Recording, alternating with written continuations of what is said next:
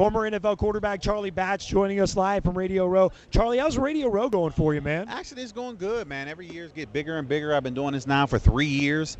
And when you get a chance to come down here and you see everything going on, man, I'm just excited to be a part of it. What do you think about the fan moat? We call it the moat of fans that come through here. It's kind of different. Yeah, that definitely is different. I mean, obviously, people hear about Media Row. They want to experience, and if people want to pay to be part of it, guess what? Let them do it. And you're here and you see it, and they're not aggravating at all. I mean, they're patient. They're waiting, and they're all obviously polite, and they're asking you for pictures and autographs. I mean, that's not a problem. Players don't have a problem with that at all. Cool. Charlie, where's the hardware, man? You got 2 rings. Where are they? I know. I didn't bring them today. You didn't Unfortunately, bring them? I did not. No, I didn't. Wow. So, I got to think about it. I'm like, why didn't I? But I'm glad I didn't because Rocky Blair's running around here somewhere, and he had 4 Super Bowl rings from the Steeler days. I'm like, I would have had to put mine in my pocket, you know. Yeah. So I don't think he would have done that to you, though. I think he would have been like, all right, now we got all of them in one place. You know what I that mean? could have been it too. That could have been. See, that's the mindset right gotta there. See call how me you? more often, man. You're right. Come on. That's how you do it right there. When is the appropriate time to wear the Super Bowl rings? When do you bust them out? Walmart. Yeah. Occasional, you try to get that discount. Yeah. Then they look at you and they're like, people might let you cut line, but they, they're not gonna give you the discount. They're like, you got that big thing on your finger? No, pay full price. Oh, act like you pay for it. You don't pay for anything in Detroit or Pittsburgh. I'm telling you, I Come on. do. And people are amazed because I sit and wait in line, and then people are like, I can't believe you're waiting in line. I'm like, why wouldn't you? I'm in the same store you are. I got to wait in line. I got to wait for my turn. Yeah, But all it's right. it's not bad, man. He doesn't think I'm going to tell you this, but the truth of the matter is, I'm a Madden junkie. And you saved so many franchises for me because for whatever reation, teams would trade you. I'm like, you are out of your mind. I'm about to go win a Super Bowl with Charlie. There you go. And See? the Raiders won more Super Bowls. You know the old joke. What does a Raiders fan do after they win the Super Bowl? What do they do? Turn off his Xbox. But you have like 6 rings in my world. Hey, man, I appreciate that, man. See, only that can transfer over into the real world.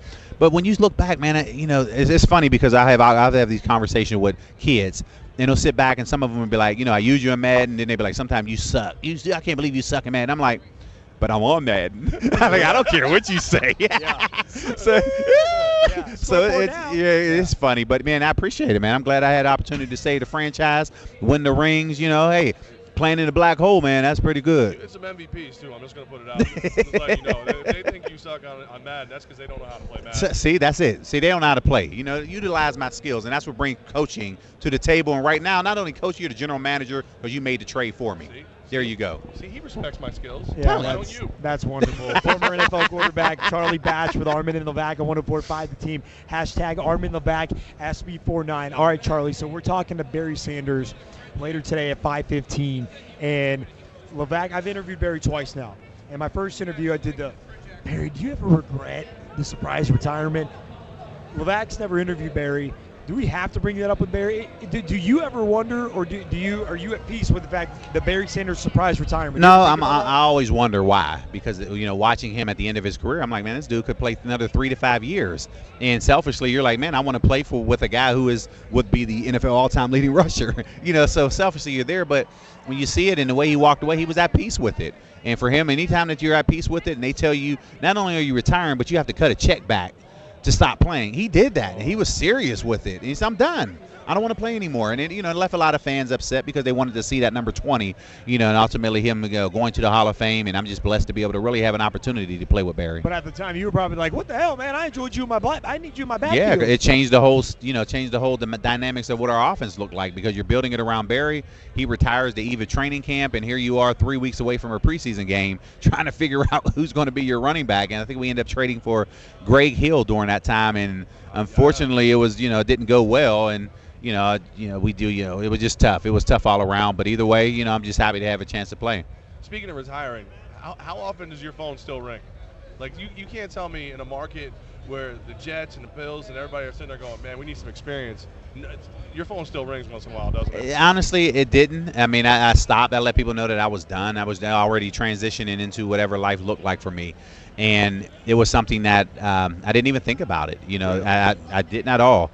People was crazy because even when Arizona was their quarterback situation this year, people thought, well, Charlie's available. He knows the offense, and I know Bruce's offense. I mean, if he would have called me, we'd have had a conversation and a laugh about it. But I wouldn't have went back. I mean, I was done. So When you get, there's not a market anymore for, a 40-year-old quarterback right now. And that's what I am. I was blessed to play until I was 38 years old, man, and I was truly gifted. Blessed for that. It's funny because it was Levack who said earlier in the year when the Cardinals needed a quarterback, they should call Kurt Warner. And we had Herm on the air, Herm Edwards, and Herm goes, "Come on, man. He's retired. He made that decision now. You think he wants to go back now?" Right. He's a reporter, isn't right. he? And then there's Kurt Warner last month goes, "Man, I would have thought about it. I would have thought about it." It's easier said than done. Of course, you want to sit back and say, "Yeah, I thought about it. I would have came back." But you're thinking in the next mind, like, I'm up for Hall of Fame consideration right now. Do I want to delay this for another 5 years? I don't know. And it was a tough decision, but ultimately, I think he would have stayed where he was at.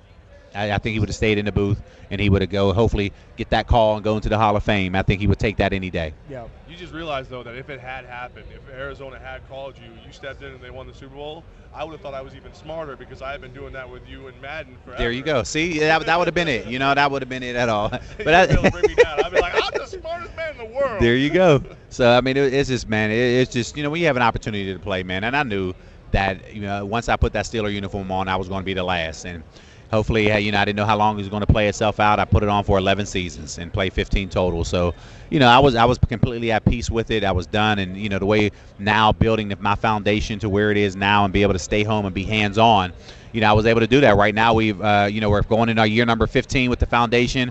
We're an educational foundation which uses sports to draw kids in.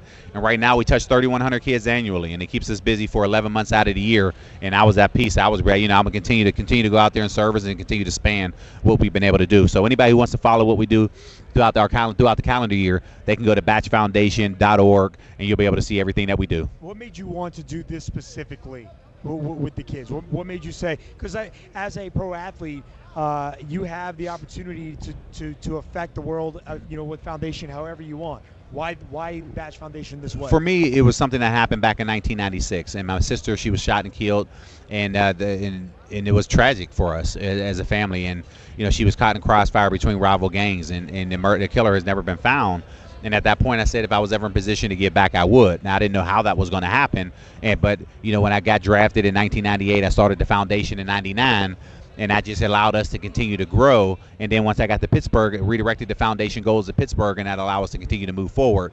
And now to sit back and say, here we are 15 years later, still doing this, and 3,100 kids annually, this is something that's truly special, man. And I wanted to be there. I needed to be home to make this happen, and I am. And now that I'm done with football, I mean, people know it, and they see me around the Pittsburgh area.